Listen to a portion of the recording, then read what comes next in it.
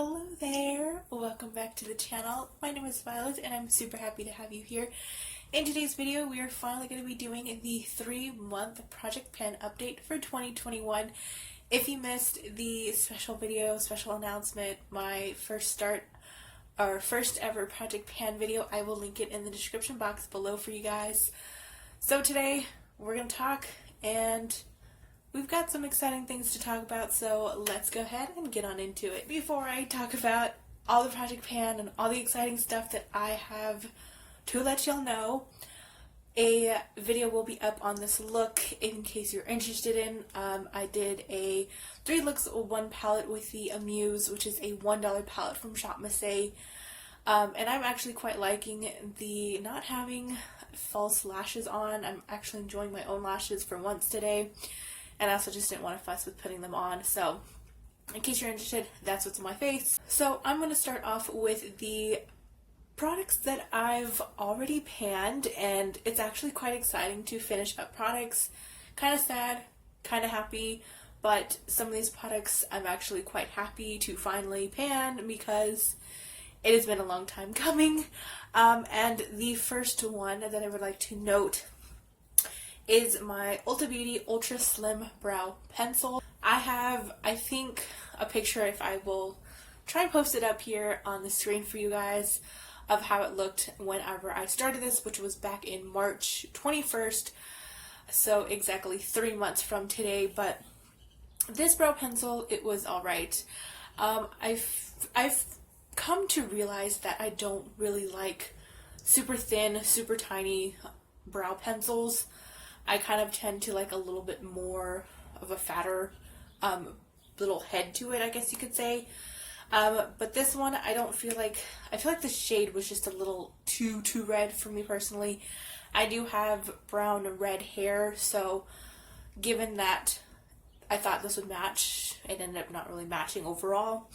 And I didn't really like this too much. I didn't really care for it, so I'm so glad to have gotten rid of this. Next product, for mascara, I didn't really have a set mascara to work on. I have a ton open already. So I was like, you know what, focus on the ones I have open. Even if I don't like them, use them up. At least I can get them out of my collection and bring in some new ones. So the two that I have to note is first the Essence Lash Princess. This is the waterproof version. I definitely like this one way better than the original because I need waterproof mascara for my lashes to stay up, for them to actually have a hold, to actually look like they are lashes on my eyeballs and not just stick straight and it just looks really awkward. But I do really like this mascara. For $5, it is really highly rated and really recommended. Second notable mascara is finally, after so many years of having this, do not judge me, is the Wet n Wild MegaLength mascara. It's called Hydrofuge, but it's a waterproof version. And this one is the more skinnier tube. This is my all-time favorite for my bottom lash lines, and I know it's an excessive purchase specifically just for that area of my face, but I feel like it really truly does help, and because of how thin and how precise the brush head is, you can really coat your bottom lashes without getting mascara smudges, without getting mascara flakes, without messing your eye makeup, your face makeup, or just anything at all. And it really grabs onto each and every lash very, very precisely. And they coat and elongate my lashes like no other mascara has. I used to just use one mascara for the top and bottom, and then I dabbled into the more skinnier tubes, and they have changed my life. And I know they're not for everyone, so again, you don't have to go and purchase another mascara tube just for that area of your routine, but I freaking love this, and I already bought another one of these, so you know that this is my absolute favorite. The last notable panned product in this project pan for 2021 is going to be my e.l.f. Aqua Primer Mist. Now, funny story, when I first started doing the project pan, or actually recorded that video, which it was uploaded later than it was recorded, but that's besides the point. So the day that I was going to finally try and pan this and actually continuously use it, I poured it into a separate like little spray bottle. That way I can kind of see how much I had left. It was not even worth it to do that. I literally had this much left. Literally used it up within that same day, so this was gone before Project Pan even started, which was kind of funny, but this was alright. I don't really like it as a primer. I don't really care for it as a primer mist, or a setting spray, I'm sorry. And the nozzle on this sprays way too aggressively for my liking. It is one in one spritz and not like in a finely like spread out mist like I prefer, and I know a lot of us prefer, but this literally feels like I'm getting shot in the face, and it's not a good feeling. So glad to get rid of this. So now we're going to go ahead and start off with some of the products that have some noticeable difference in them. Now, I don't have monthly photos because my dumb self, I thought I had taken photos and I thought I'd kept them on my computer, only to end up realizing that I only kept March's Project Pan update. So I will try and insert those photos as I'm talking about them. So, I mean, we can technically see a difference, but I know some of us like to see the progression and see how, you know, how often I had to use this product for it to take a dent into it, or whatever the case may be. But the first one that I have found a huge difference from when I started are going to be the primers. And again, they are the e.l.f. Mineral Infused Face Primer, and I've also added the Wet n Wild Photo Focus Dewy Primer. These were chosen because they have been sitting in my collection for the longest time, so it was finally time to do something about it and actually use them up. I feel like maybe in the next month or so I will have gotten rid of this, but this one's a pretty good primer. On its own, it's okay. It's not my favorite.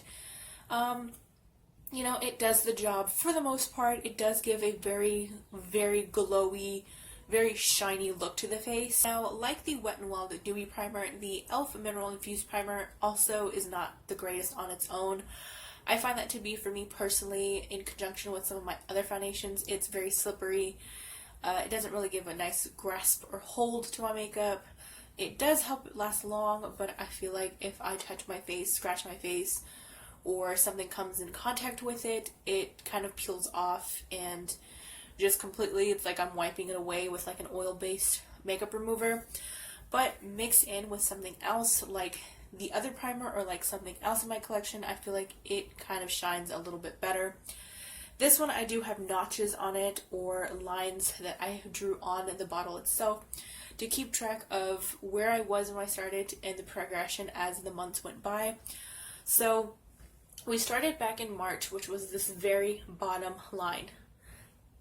What a difference from the very top. Like, that's just crazy to see. And this wasn't even continuously using. This was using it here and there every so often. So this primer still has got a lot of life to it, and it's not ready to get panned yet, but we're almost there. The next product that I feel like I'm getting so close, but yet there's still no progress with it. It's the CoverGirl Vitalist Healthy Elixir Foundation. Now, this is really hard to show y'all the progression from March, but I feel like from March I'm still in the same position. I'm still scraping the sides of the bottle. I'm still using what's left on the wand when I unscrew the top of the bottle. This is another product that just keeps on giving, and I don't know when I'm going to be panning this. I don't know when it's going to go bye-bye. I don't feel like it's ever going to leave my collection because I'm still using it, but I have really come to like this foundation a lot more than within the past year. And when I initially used it, I've actually really liked this, and it's surprising, but hopefully we can actually pan this because I'm tired of scraping the sides of the bottle. I really am. Next up is another hard to show the progression as months go by, is the e.l.f. HD Lifting Concealer. This one is actually a good concealer. It's not full coverage. I'd say it's a medium coverage. It does the job. It blends very easily. It's got amazing wear time. It lasts for hours on end. I don't find it to be budging or leaving my skin or whatsoever. But this one's another one that I'm scraping the sides of the bottle. Still not sure when I will be getting rid of this. Who knows? It could last another year at this point. But yeah, so hopefully in the next like 3-month update come September, we will actually have this pan. Last but not least, for the noticeable pans in this project pan video, so for bronzer and highlighter, I actually chose a duo. They're like within each other. It's from Ulta Beauty. It's this little like trial size, like little mini thing, and we've actually have hit pan. It's very hard to see. It's very tiny. But if you look on the side of this right here, you can see some of the actual pan. It's a very slight little sliver, but we're there. The highlighter, not so much. That's going to take forever. And also too, I feel like it's really obvious to hit pan, at least for the bronzer side of this, because it is such a small pan. I do have to use quite a bit. But I've actually quite enjoyed this Ulta Beauty bronzer. And last few products in this project pan video, I either have not used all that much, or there's really no difference because of how big the sizes of pans are. For example, the blushes that I chose, one is the W7 blush, and this one's called Fifth Avenue. Ignore my janky little setup. This is not even going to be panned within the next year or so. I've rarely used this blush. I used it today, but I don't feel like you can see it too much. I do feel like kind of faded. It doesn't even look like I have blush.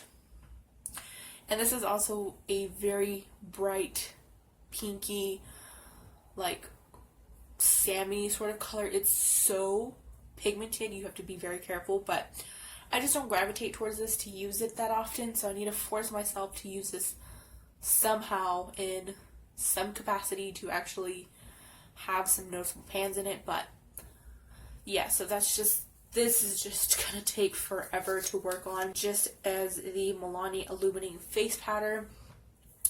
There's no significant pan difference. It literally looks the same as when I started. I will try and insert the March start to this, the photos that I took of some of these products, but this is supposed to be just a highlighter, bronzer, and blush in one, but I do feel like this is more of a blush with like a little bit of shimmer, but it can also be like a blush topper.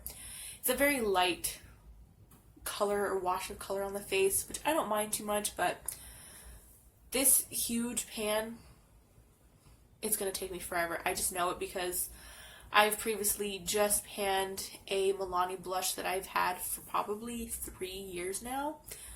So if this is going to take me that long, I'm going to scream and I'm going to flip out, because I do not want to keep this any longer in my drawers. You guys, this needs to go. And the last products that I've shamelessly not touched for this project pan, so I think that I might just not continuously use them for my project pan, just kind of, well, one product I'm not going to really consistently use. It's the e.l.f. Brow Pomade and Lock-On Liner. This is in the shade called Espresso.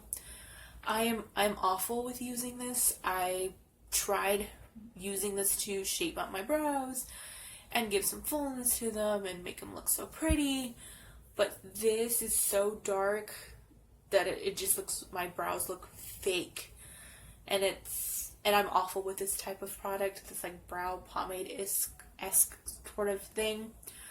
So this is just, it's just going to completely leave this project pan. And the last product that I had tried to force myself to use, but I always end up forgetting, and then I'm like, oh, hey, yeah, I'm supposed to use that. And this is a Sinful Colors Dare to Stare eyeliner. This is just in black. There's really nothing special. It's a twist up. Kind of looks like a gel eyeliner almost, but not quite. This is a little stiff to work with. Pigment is there, payoff is there, but I don't line my lash line a lot. I don't really use eyeliners all that much, except for my waterline, and this is not creamy enough for that purpose. So therefore, I never really gravitate towards this. So this product just might completely be nixed off of my project pan video. But that is everything. I have to update y'all on my project pan of 2021 for June's update. Thank you so much for watching my video. I truly appreciate each and every one of you for taking the time out of your day to watch this. I will see you in my next video on Sunday. And as always, have an awesome rest of your day and or week. Bye-bye, guys. If you would like to watch my previous video or be directed to the channel, click the links on your screen.